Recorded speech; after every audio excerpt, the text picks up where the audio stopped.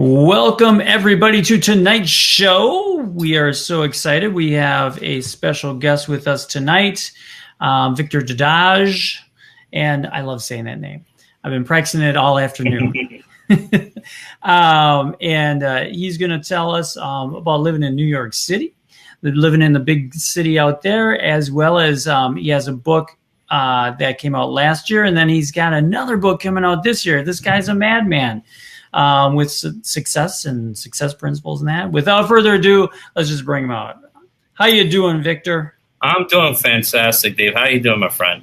I'm doing great. Why don't you just give a rundown of your history and all that good stuff and what led you to this point right now? Oh, absolutely. I'm a lifelong New Yorker, born and raised in New York City. I love living there. A lot of great things to do.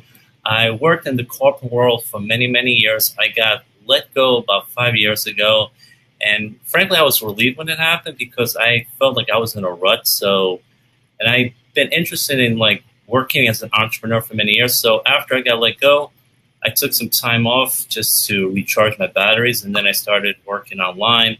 And it's been an interesting journey ever since. I've learned a lot over the last 5 years. And a lot of great people, and I've grown a lot. I've engaged a lot in personal development, and I love the entrepreneurial lifestyle. Being able to travel around the world, meet a lot of great, successful people, and then I've accomplished quite a bit. As you mentioned, I wrote my own book, and I have another one coming out soon. So I've hosted several events, and I'm just loving life. So let's take it one by one. Sure. So you have the book that came out last year, and that was semi-autobiography, semi about yourself, and it was about what led you to that decision and getting laid off and everything, or getting fired. Mm-hmm. Let's just say fired. Yeah, I was fired.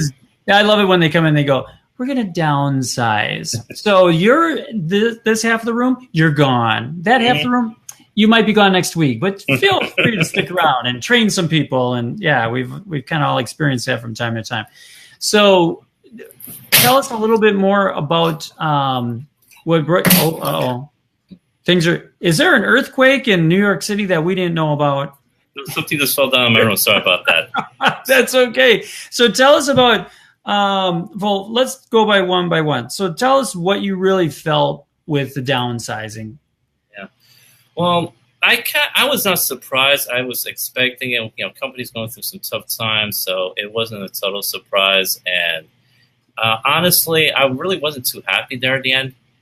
I had a lot of great friends there, but I was getting a little tired of corporate. I'd done it for almost 2 decades, so I was not surprised. They gave me some severance. Got some unemployment. So, and I took some time off. So I was not surprised at all, and I felt this was a sign that I needed to do something new. And, because sometimes when you're in a job, you want to try something new, but you're also in the comfort zone. I didn't realize at the time, but I was in the comfort zone.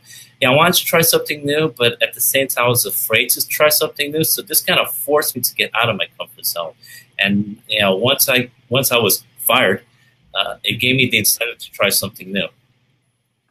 Yeah. And it does. And psychologically, though, you're going through, prior to that, you said you were like, I'm not happy here. So it's kind of like the law of attraction is happening for you. Mm-hmm. It's like you're not happy there. You're dragging yourself to work. You have a boss that's micromanaging. That's it's never good enough. It's never fast enough. It's never, all those things.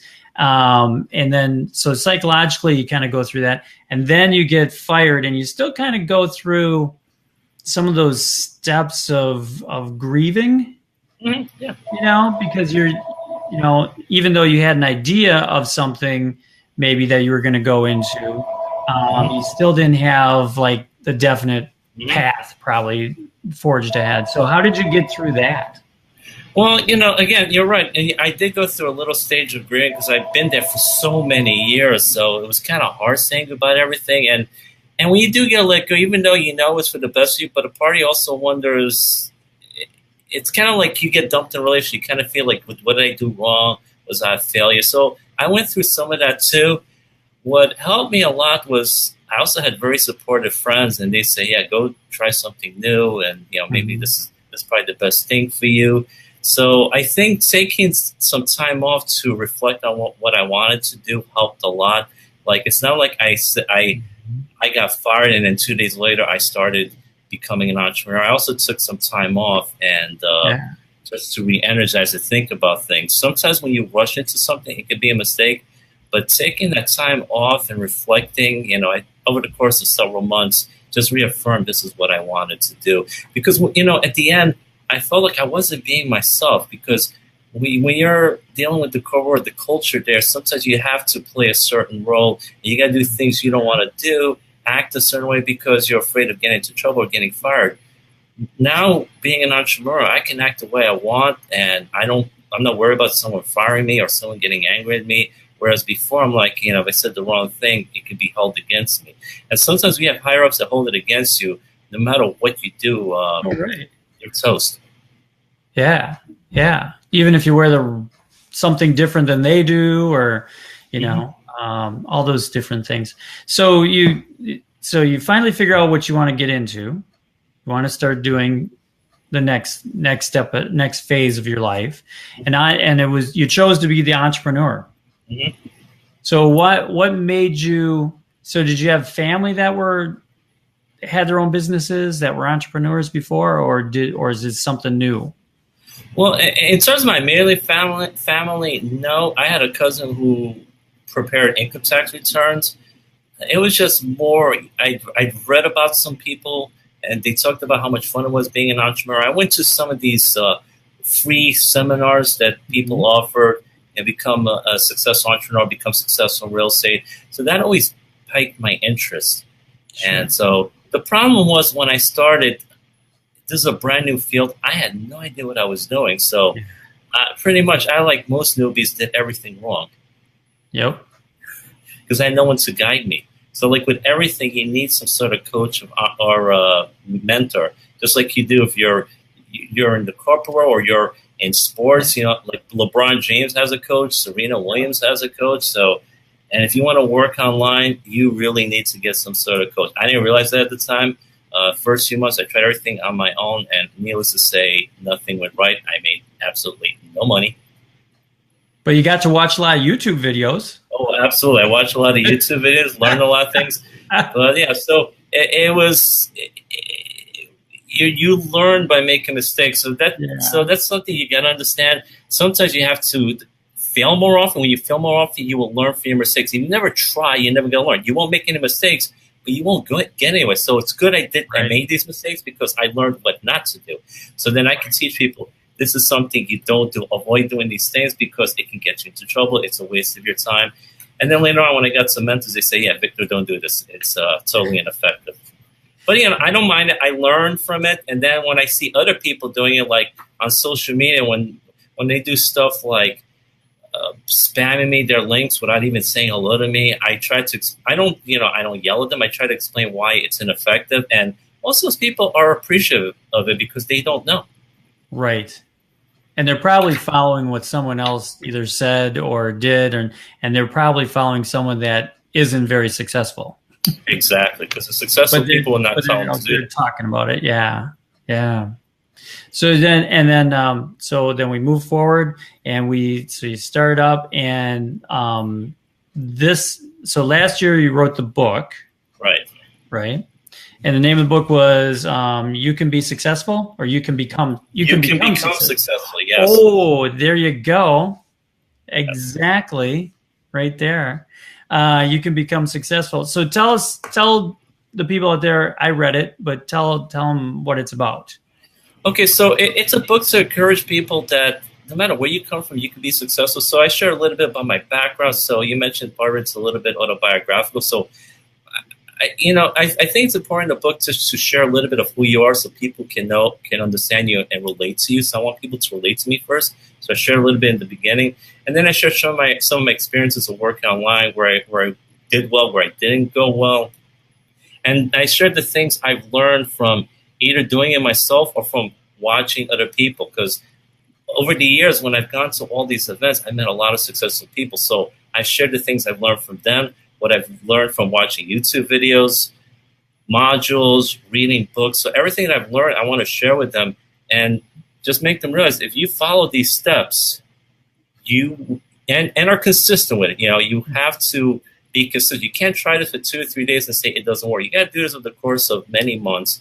If you're consistent with this, you will get results. If you don't do it, you won't get results. So I just share some of the things me and other people have used to become successful in that book. And it's pretty straightforward. It's easy to follow and understand. Yeah, it certainly is. It certainly is. And you give a lot of information in there. And then out of the book, which the book is available on Amazon.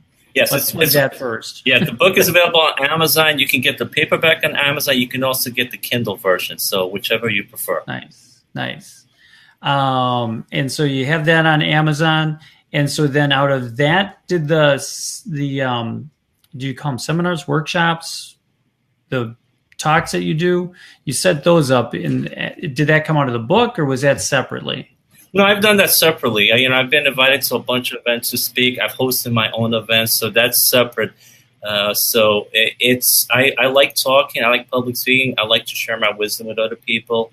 And I also share a lot of wisdom on my YouTube channel. Mm-hmm. And I believe that the more you serve, the more you help people, the more will come back and help you. So I recommend to all those people who want to become entrepreneurs, don't hoard it in.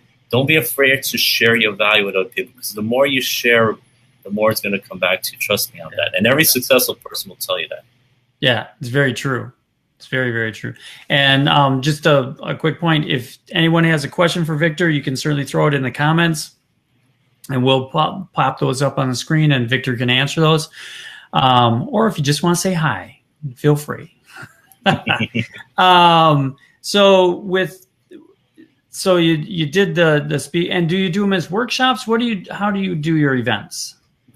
Well, my events, very often I have other speakers come as well. We teach on a number of different things, working online, marketing, affiliate marketing, e-commerce, and a whole bunch of different topics. Okay. And in addition to teaching people how to be successful, mindset, stuff like that.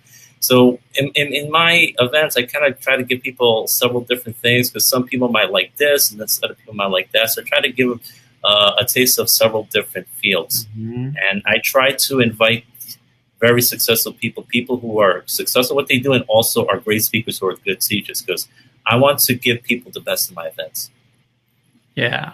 And I'll bet you they do. Yeah. And these are mostly around the New York City area, right? Actually, some people all over the country, like two of my mentors, they live out in California, so I've had them come to my events. They've flown out 3,000 miles. So I have people from all over the country, both New York, the Midwest, and from the West Coast. So, because, I try to support other people. I'll try to go to their events, and they're very great about coming to my events and supporting me as well. So, yeah. That's the great thing about social media. You can meet people from all over the world. Oh, my gosh. Like everywhere. It's incredible. Yeah. And it's universal around the world. Everybody is very giving if you connect with those people. Absolutely. Sharing, and they want everybody to succeed. We do. Mm-hmm. So what else? So, and you also have meetup groups that are in New York, right?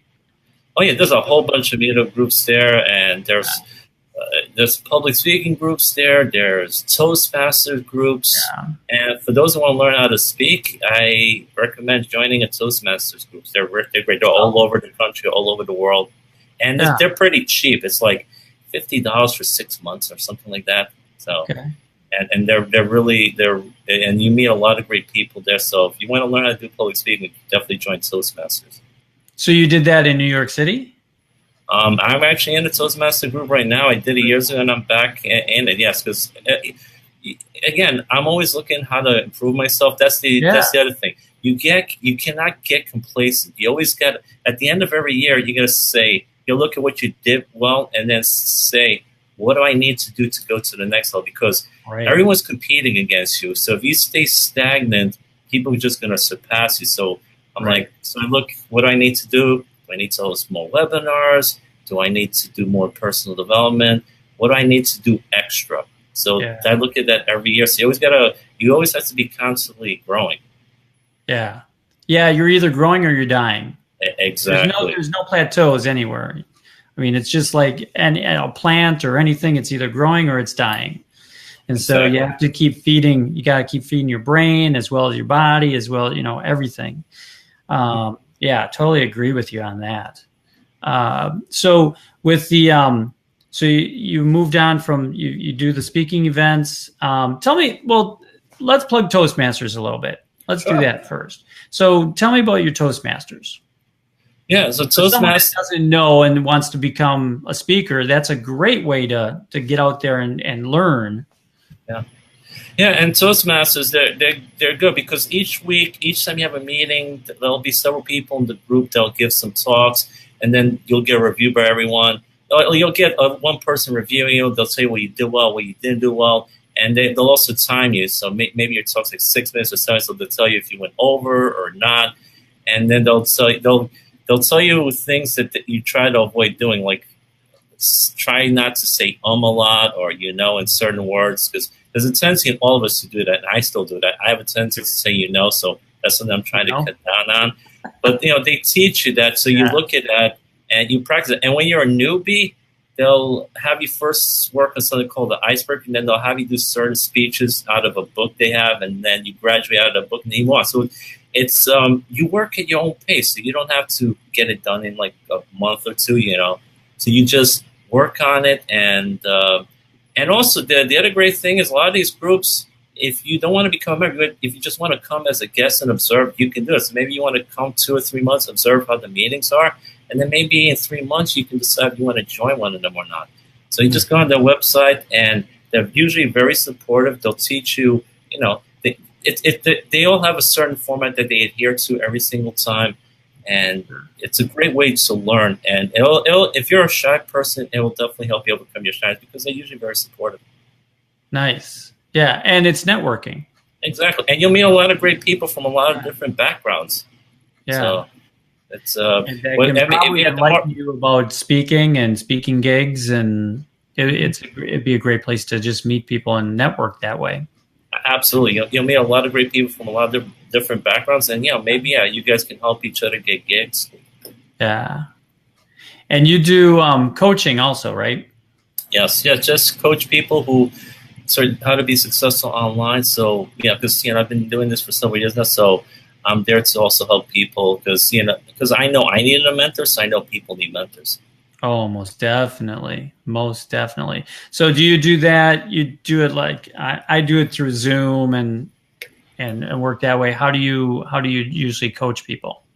In a way, Zoom is, in terms of online, I like Zoom. If people prefer Skype, I'll do Skype, or I just get on the phone. I like talking on the phone with people, so I'm flexible. But in terms of online, I like Zoom. Mm-hmm. My arm always gets tired if I hold my phone. That's true. That's why I have these. Take notes better. Yeah. That's why when I'm on the phone, I use these earpieces because I get tired too. So when I talk on the phone, I walk around. Actually, the great thing about talking on the phone is I walk around when I talk to people on the phone. And exercise is very important if you want to be an entrepreneur. That's something Richard Branson said when they asked him, "What's the first thing you need to do to become a billionaire?" And he said, "Exercise." So it gives me good exercise when I'm on the phone with someone. So I'm productive because I walk around. I keep walking around when I'm talking to someone. So I'm getting my exercise while talking to them. I would never know that from your videos. If you haven't seen Victor's videos, then go on Facebook, YouTube. I mean, I'm on both of them, right? Yeah. I haven't been into your YouTube channel yet, but your Facebook channel I've watched.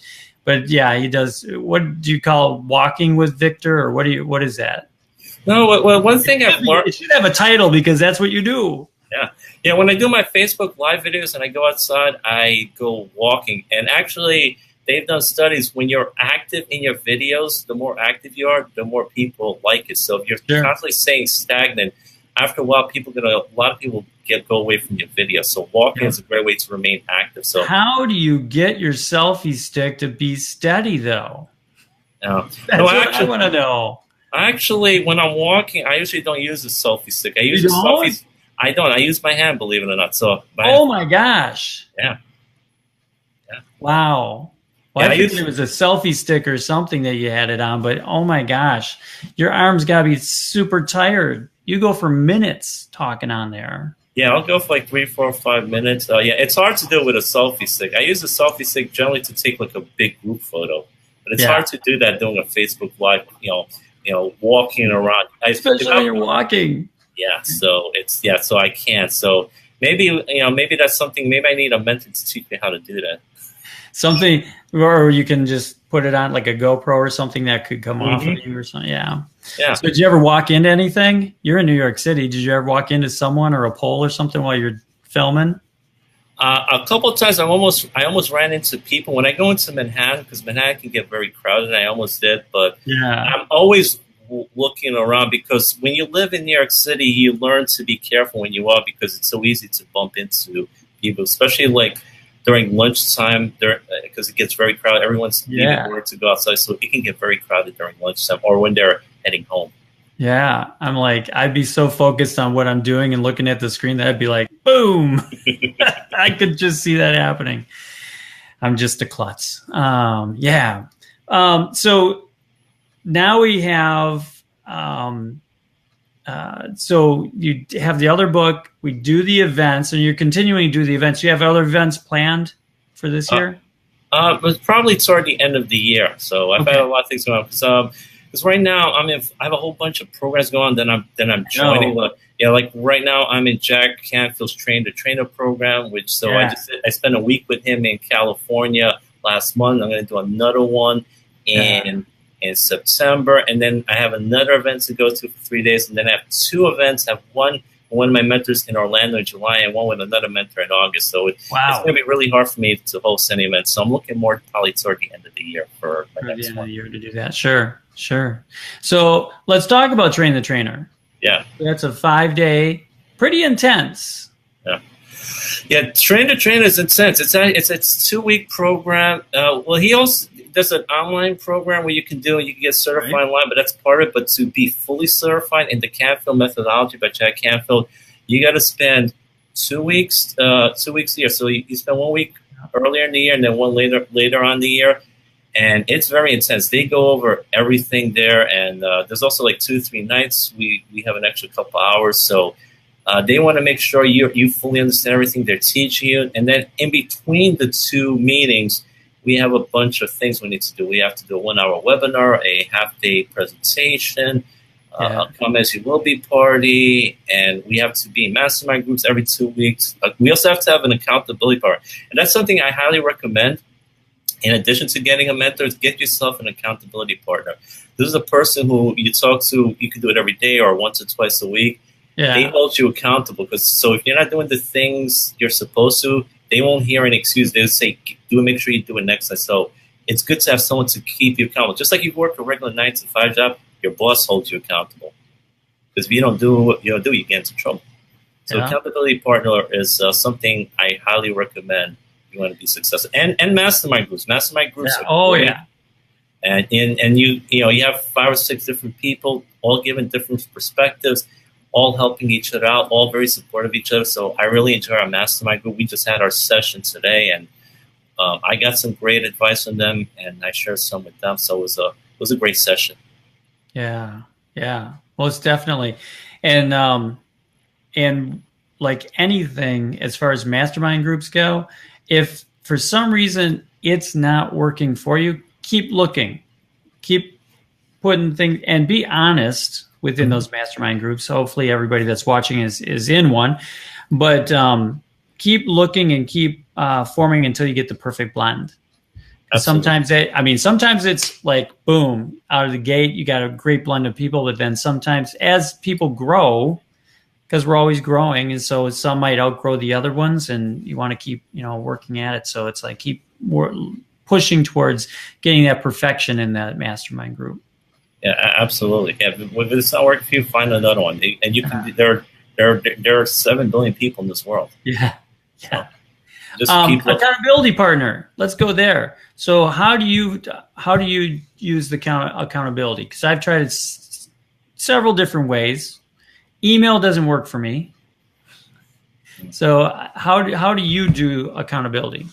5-minute call every day. I talk to my partner. It's this way. On the phone. don't speak for an hour. Maybe the first couple times you're trying to get to know each other, but keep it as short as possible. Yeah. No more than 5 to 10 minutes. Say, are you doing this? What did you do? Did you complete everything? And then that's it. And then say, I'll talk to you tomorrow. Just keep it short. Don't accept any excuses, because it's very easy to make excuses. Excuses will get you nowhere. And one thing Jack teaches is you need to take 100% responsibility for your life. So don't make excuses. You can make results or you can make excuses. Excuses will get you nowhere. Most definitely. Yeah. You can't, and you don't allow them to make excuses too. Exactly. I mean, that's the first thing that I go through with my accountability partner, is that it's, we're going to be 100% honest. I'm not here to make you feel guilty. I will be here for you to make you feel great, but I'm not going to make you feel guilty or anything. It's like, so don't worry about that. Let's just be honest with each other. Exactly. You're honest, and knowing that you have someone to account to the next time you talk to them, you're going to make sure you get your things done. It's incredible. When you don't have that accountability partner, it's like, I can wait till next week. It's like, it's just something in there that has a tendency in a lot of people to procrastinate, but when you have to be accountable to someone, you make sure it gets done. The world is designed right now to make us procrastinate. If you go on YouTube, YouTube is designed to keep you going, keep you watching the next one. That's why automatically it starts the next video. It goes into the next thing. And so pretty soon you're just like, oh my gosh, I just wasted 2 hours of my day going through YouTube videos. Oh yeah. So it's made for that. So we almost have to combat it. Yeah, exactly. And when I wrote about that in my book, You Can Become Successful, that one of the biggest killers of success is procrastination, because we procrastinate a lot of things, and then what happens is a lot of these unfinished tasks build up over the course of time, and then they become a big psychological burden. And when you have like 10 or 15 unfinished tasks, you get up and then you say, what should I do? You feel paralyzed because you don't know which one to try, because there's so many that it can be very overwhelming. So that's why it's important not to procrastinate. Get things done as soon as possible. And I would say do the most important tasks first, because when you get them out of the way, everything else becomes easier. Most people tend to do the opposite. They wait for the biggest one to tackle last, and then it just overwhelms them later. So yeah, they keep putting it on the shelf, and it's like they do the little ones. Oh, I feel so productive because I did all these little things, insignificant things, and most definitely. Yeah, don't major in the minors, major in the majors. Focus on the things that will get you the results. Yeah. Kill that elephant. Exactly. And also, if you have a big task, you can just chunk it down into smaller tasks. Like you mentioned, you gotta kill that elephant. You know the saying, how do you eat an elephant? One bite at a time. Yeah. So you don't have to eat the whole elephant at once. You can just break it out to smaller tasks and do that task. Like if you're writing a 30-chapter book, you don't have to write all 30 chapters at once. You can write one chapter a week. Right. Oh, that's a good point. So let's go back to your book. That throws us right back into your book. So when you started writing your book, did you go, okay, I have to write a book that's whatever, 70,000 words, or I don't know how long yours is, but did you sit there and go, okay, I'm going to write? How did you do it? I try to write at least a few pages a week, like 4 or 5 pages.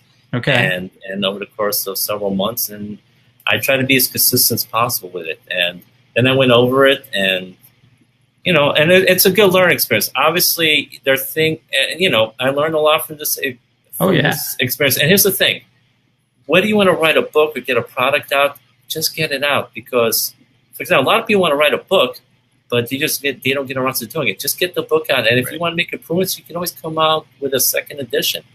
Like version 1.0 will always be better than version 2.0, because imperfect action will always be perfect in action. You can't. A lot of people want everything to be perfect, but if you keep waiting and waiting, nothing will get done. Like Jack says, 20 finished books are much better than 50 unfinished books, because you get those books out, you can inspire people, you can make a difference in their lives. So if you want to get something out, whether it's a book or an online course, get it out, because you can change someone's life. Yep. And you can do it. It's just a matter of taking the time every day to write a little bit, or whatever it is. You just section it off and you go, and it gets easier and easier as you do it.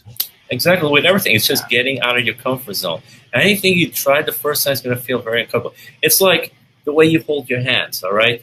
If you switch the thumbs, when you switch, it's going to feel uncomfortable the first time. But after about 10 or 15 seconds, it won't feel as uncomfortable. You will get used to it. So with anything, when you start writing a book, it's going to feel uncomfortable. You're going to get scared. But as you keep writing and writing, it's going to get more and more comfortable. Yeah. Or it's like when you learn how to ride a bike. The first time you try, you get scared. But after a while, you become an expert at it. And you never forget. Well, and after a while, the false experiences appearing real go away. Exactly. Because it's like Susan Jeffers writes in the name of her book, feel the fear and do it anyway. It's okay to have fear. Yeah. Just feel it, but take action. Action is one of the best ways to overcome fear. Just take action. Yeah. Well, it's a good percentage of fear is just all imagined. It is. Yeah. There's good fear out there, because if a rattlesnake came and sat down right next to me, I'd be like, okay, I need to slink away, or I need to do, some fear is good. A big grizzly bear comes out of the woods. Exactly. Yeah. But other than that, most of it is just inside our heads. It's just between our ears of imagining something that's really not there.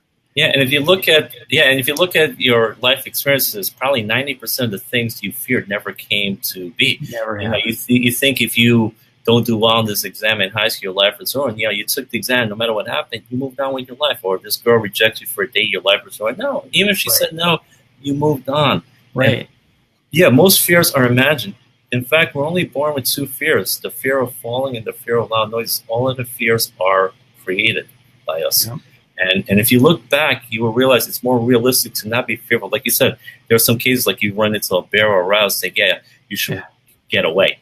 But in general, most things that you fear do not come to pass. And if you take action on most of them, you will overcome. And that brings in taking action is a very important thing I write about in my book, because I use the example that Jack Canfield uses, how one time he was hosting a seminar and he was holding a $100 bill. And he says, who will like this $100 bill? And a whole bunch of people saying, yeah, I do. Give it to me. And all he did was he kept holding it, and he didn't say anything. Then finally one woman gets up from her seat, runs up, and takes the $100 bill from his hand and sits down $100 richer. And then he asked, what did this woman do that no one else did? And he said she took action. Yep. Why didn't any of you take action? Then he had a whole bunch of answers, such as, I didn't think it was real. I don't want to seem needy. I didn't think it would give it to me. I was afraid of what the other people think. Other people needed it more than me, and a whole bunch of other excuses.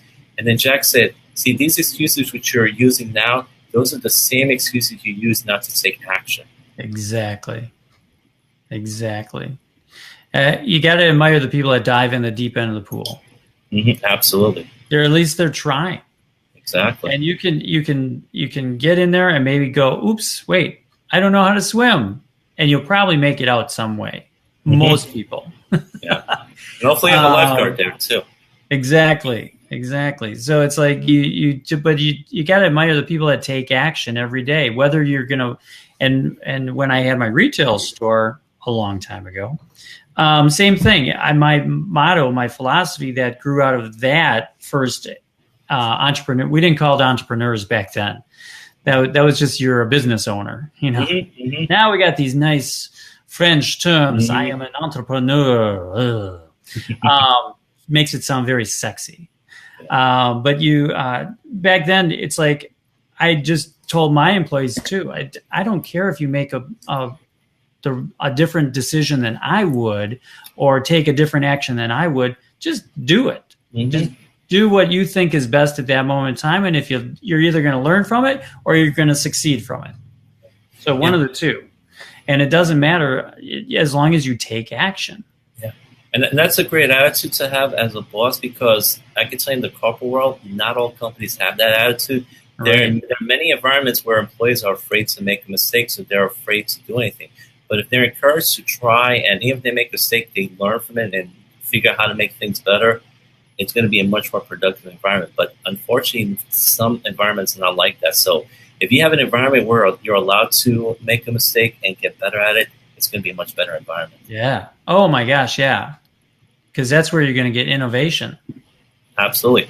There was a book on how to become billionaire, $1 billion companies. And it's funny, a lot of these guys who became successful billionaires, they were in companies that didn't let them experiment, and either they quit or got let go. They were fired, and they left big companies like Merrill Lynch and some of these other ones. And then when they went on their own, then they were able to experiment on their own, and they were much more innovative than they were when they worked in those companies because they weren't allowed to be innovative there. Yeah. Yeah. Can you imagine Amazon? Mm-hmm. Tesla? I mean, all these companies that are now really just taking over. That's because they allowed that. They allowed the creativity to be there because they knew that they would flourish faster. Apple, yeah. Yeah, Apple. All those companies, they allow their people to be innovative and imaginative, and they come up with incredible ideas. When it's just groupthink, after a while, you just get into a rut. Right. If your boss walks around saying that they're always right and you're wrong, no one can always be right. Exactly. Yeah. So you have, let's go into the forward thinking. So we have your second phase, your second week of Train the Trainer coming up in fall, but around the same time, you got something else coming out. Yeah, so during the summer, Jack Canfield has a book coming out called Success Breakthrough. So I'm going to be one of the co-authors. I'm going to have a chapter in that book. And it's really excited to do that with Jack. He's one of my mentors, and he's a great guy to work with. He's one of the best teachers out there. And I also recommend, if you've never read this book, The Success Principles, buy it. If you want to become successful, that's another great book to buy. And so this book will be coming out. I'm writing a chapter called Take 100% Responsibility for Your Life, which is actually Jack's first success principle, because everything else flows from it. Because once you start taking responsibility, that's when things change. If you blame everyone else, if you never take any kind of responsibility, you're not going to go anywhere. So start taking responsibility, because he has an equation there called E plus R equals O, which means event plus response equals your outcome. So very often we have the same event, but people have different responses, and based on the response, they'll have a different outcome. So for example, two people are stuck in the same traffic jam. One person's angry, yelling, cursing because they're going to be late for work. Another person's relaxed. They have the music on. They're drinking their coffee, and because they have everything they need, and they have a different response. So the outcome is different. One person's happy because they chose to respond differently than the other person did. Mm-hmm. So your response very often will determine your outcome. So it's not just the event; it's also your response. Once you understand that and you implement it, your life can change. Oh, most definitely. Just think of your relationships. Mm-hmm. If you're the one that because communication, a conversation, mm-hmm. You only can control 100% of 50% of that conversation. Exactly. Of how you are going to react or have mm-hmm. back and forth. I posted this, I think, on in one of the groups this week, was about how your reaction is back and forth as far as in a conversation. You're only taking you only can have responsibility for 50% of that, and it was amazing how many people just were like raring on that one. They were just like high-fiving around it, because it's such a realization when you just focus on yourself mm-hmm. and listening, and not listening to like have a retort, or not listening to mm-hmm. respond in a negative. Because like you said before, like with your boss, if you had a conversation with your boss and they're always thinking about how they can either reprimand you or tell you how to do something different. And we all have some of those people that have been in our lives throughout the years, of how they may always be negative, always mm-hmm. tell you you're wrong. Mm-hmm. And then we like push them out of our lives if you're smart, because you're not going to get any farther. You're not going to be able to grow that way. And it's really going to impede how you are. And you're going to impede them, because you're either going to jump on the bandwagon with them and have that banter back and forth and not really have a conversation and learn anything, or you're going to, go the opposite way, get them out of your life, and you're going to have probably a more positive life.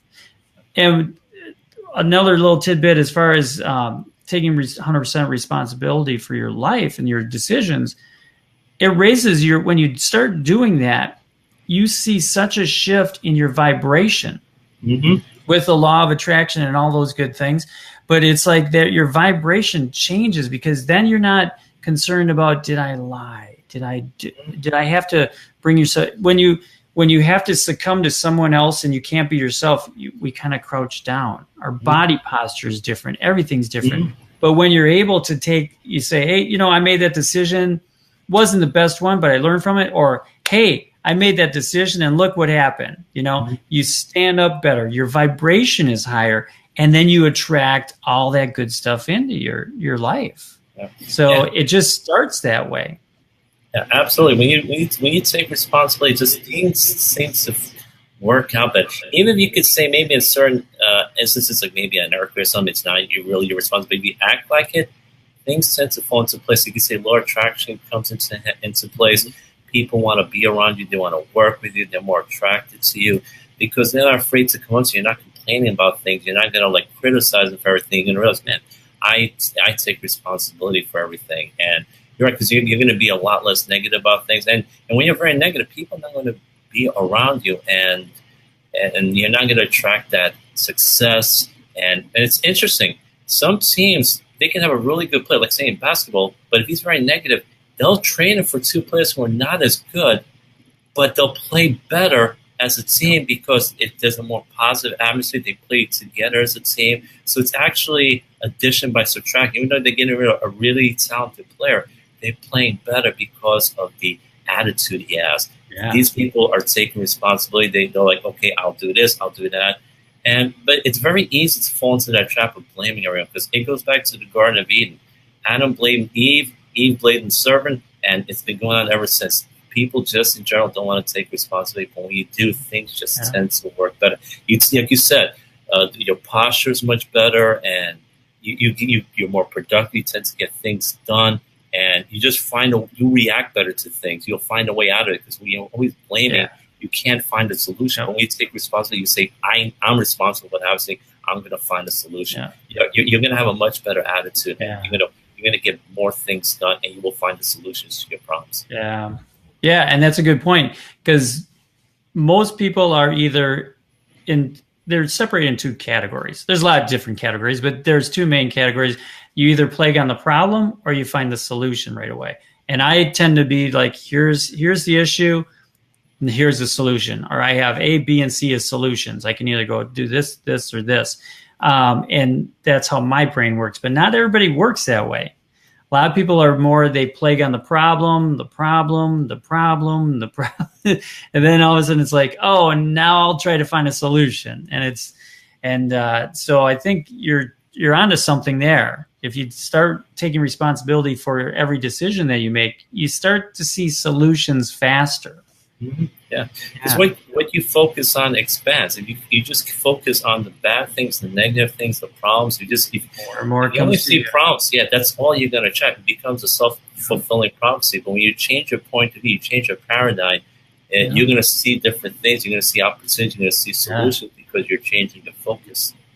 Which is why it's important to surround yourself with positive and successful people, because as Jim Rohn says, you're the average of the 5 people you spend the most time with. So you surround yourself with very negative people, it's going to be very, very hard to have a positive life. It's going to be close to impossible. So you got to be careful who you choose to surround yourself with. Yeah. Focus on the checks coming in the mail, not the bills. Exactly. Yeah. So you got to figure out what change your focus. It's incredible, because your mind is so powerful. That's like one of the most important things with success is your mindset. And this is something a lot of people do not give enough credit to. You just want to learn the technical stuff, which is important. But if your mindset's messed up, if it's not properly set up for success, even if you get the money, you will lose it. That's why most lottery winners are broke within 5 years of winning the lottery, because their mindset is not set up correctly. And that's why successful millionaires and billionaires, even when they lose it, they get the money back because they have that $1 million mindset. So mindset is extremely important. They focus on making money. Mm-hmm. That's their focus. It's not on how they can spend the money. That's with lottery winners, like you said there. I mean, as soon as they get it, they're focused on how can I spend my money. Exactly. And so it goes out real quickly. You get second and third cousins that come out of the woodwork. Yeah. So that's why, yeah, for those out there, I highly stress work on your mindset. It's the most important thing. Get the mindset right, then everything else will fall into place. Then focus on the technical stuff of your business, because that's also important. You need to take action on it, but first you got to get the proper mindset down first. Take care of that, and then take care of the technical, the activities, taking action. Do this second. Do you have a morning routine? Yeah, in the morning, I'd say my affirmations, try to focus on things I'm grateful for. I do some visualization and some meditation. Visualization is very important because a lot of people don't know that your mind cannot really tell the difference between real and imagined events. So if you want to imagine a better lifestyle, you can visualize it and practice it every single day. And the thing is, it becomes a habit. So if you do something for like several weeks, like a month, it'll become more ingrained in you. And after a while, if you're imagining something you don't have, there's going to be a tension in your subconscious mind. So after a while, your subconscious mind is going to work to make that a reality. So like the armed forces understand this. They know like you got to do something for at least a month. That's why boot camps usually like 4 or 5 weeks, because they know they want to change a habit. They have to do it consistently over a month. You know, if you just do it for a week, the habit will die down. And we are creatures of habit. Probably 90% of the things we do is habit. If you look at what you do every single morning, you get up on the same side of the bed. You put what on your most pants. people's habits are based around, right there. Exactly. Yeah, exactly. You hit it right in the head. Yeah. You look at the phone, and you do the exact same thing. And you put on your pants the same way. It's either the right leg first or the left leg first, and then the socks. It's everything's done the same way. You shower. Great exercise for that with your phone is move the app. Yes, exactly. Move your apps move them around from where they were at, and it's like all of a sudden you're like, you're tapping on, and you're like, oh, that's not what I wanted. That's not where Facebook was. That's not where YouTube was. That's we have those bad habits of that. Yeah. And also, it's good things to do in the morning is to review your goals, because the subconscious mind, again, which I talked about, is so powerful. Review your goals. How you start your morning and how you end your day are the two most important times of the day, because your subconscious mind is most impressionable both in the morning and at the end of the day. So in the morning, don't turn on the news, because all you're going to hear are wars, terrorist attacks, murders, arson, robbery. You're not going to hear anything positive in the news. So, do something positive, read a good book, pray, or some of the things I mentioned I do, and listen to something inspirational. Same thing before you go to bed. Review your goals, read something inspirational, listen to something inspirational right before you go to bed. Because think about it this way. Have you ever watched a scary movie right before you go to bed and had nightmares? It's because your subconscious mind will play that part 6 times more than the rest of the day. But that's also why cramming for an exam can sometimes be effective, because you're doing it right before you go to bed. So what you do right before you go to bed is extremely important. So do something positive.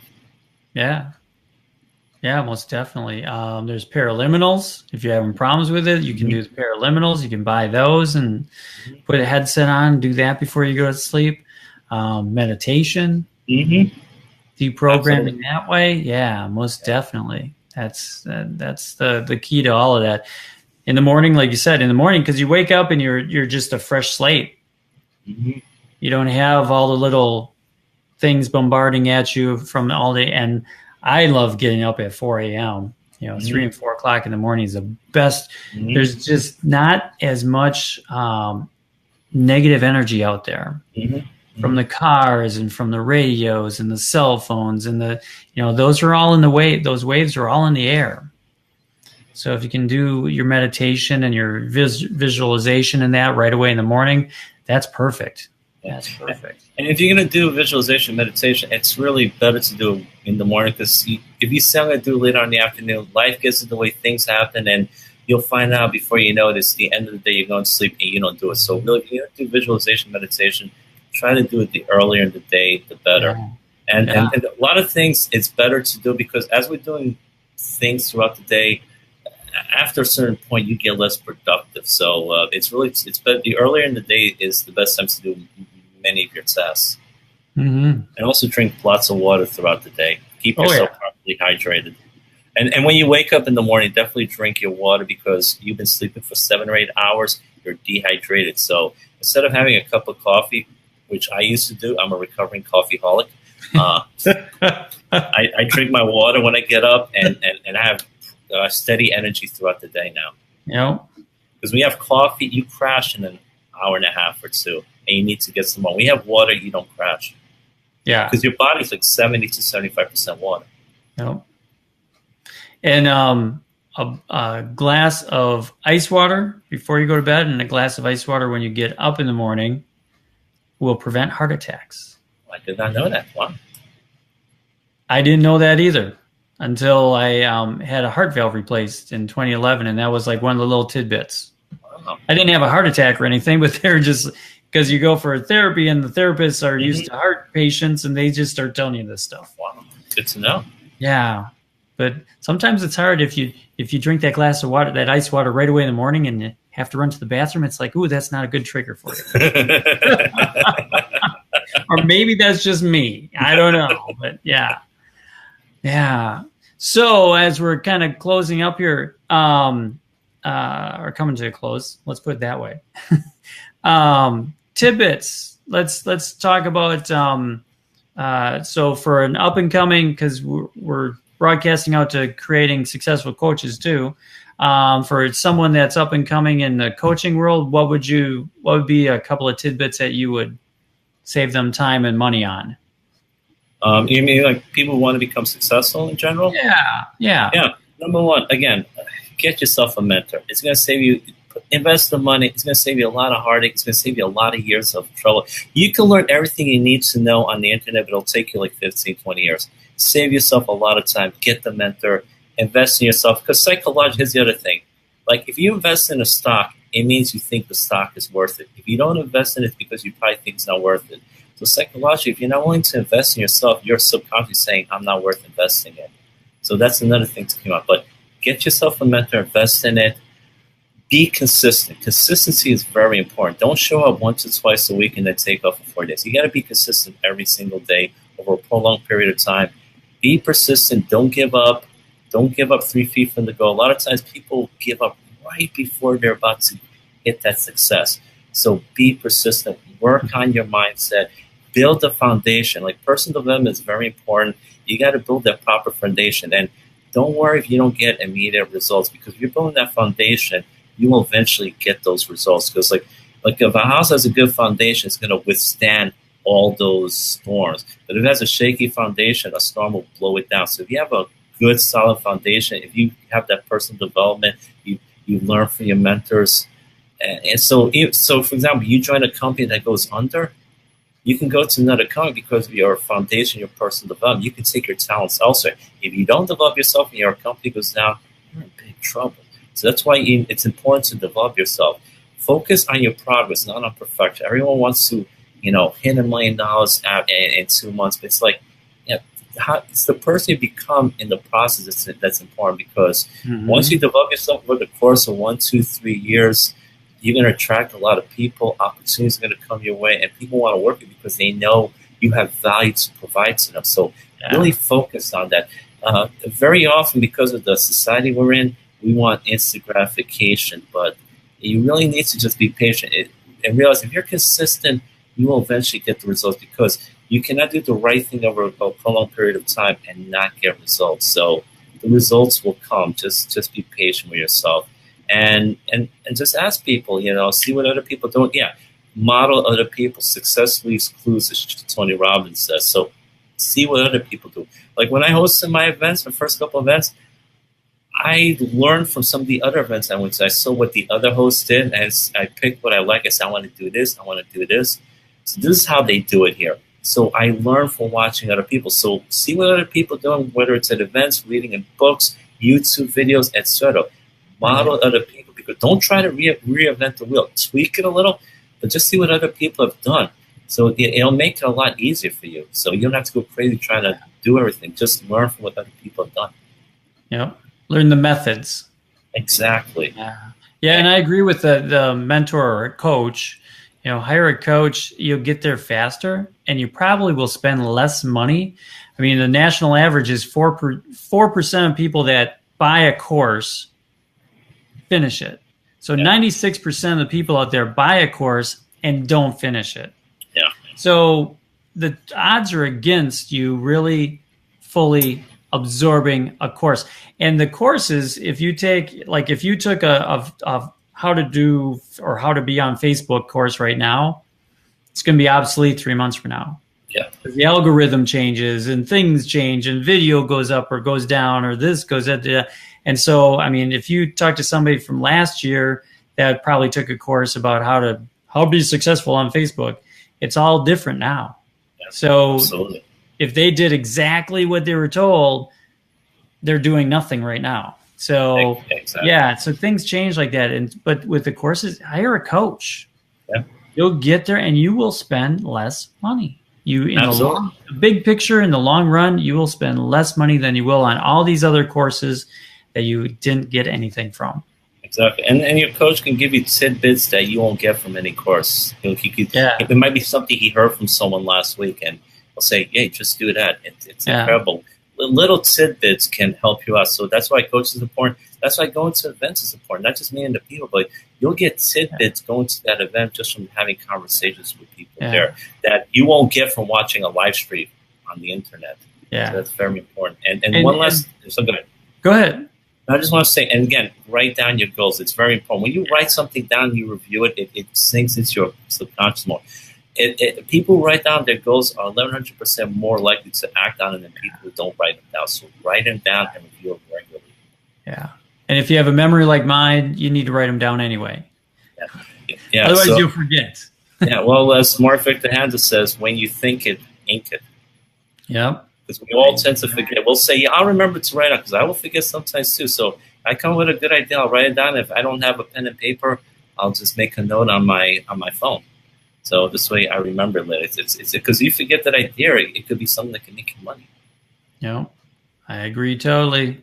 Let's hit them with every place that they can find you. So you got your website. I'm popping that up there right now. VictorDedaj.com. Yep. Yep. Nice website too. Thank you. Appreciate that. And if they want to message me, they can message me on Facebook, or they can also contact me at victordedaj@victordedaj.org. You're one step ahead of me. Oh, I'm sorry. Yeah, no, you're good. And I like to take action. I'm very proactive. I couldn't copy and paste it fast enough. Oh, well, it's been a pleasure talking with you. Yeah, it's been great being with you. Thanks for having me on, Dave. And I had a great time here. And thanks for having me. And thank you all for watching us tonight. Appreciate you all joining us. And much success. Thank you. Same to you, my friend. Let us know how you're doing after train. Well, throughout the summer. Absolutely, I will. We have stuff. Let us know when the launch dates are for that, and then we can help you out on that one too. Oh yeah, definitely will. Thank you so much, Dave. I appreciate it. Awesome. Well, have a good night, everybody. We'll see you later. Have a good night. We have. Bye-bye. Oh, I should say real quick, we have Kathleen Seeley next week, so come on back next Wednesday night for Kathleen Seeley. That's going to be awesome. Kathleen's awesome. Yep. Have a good night. Have a good night, everyone.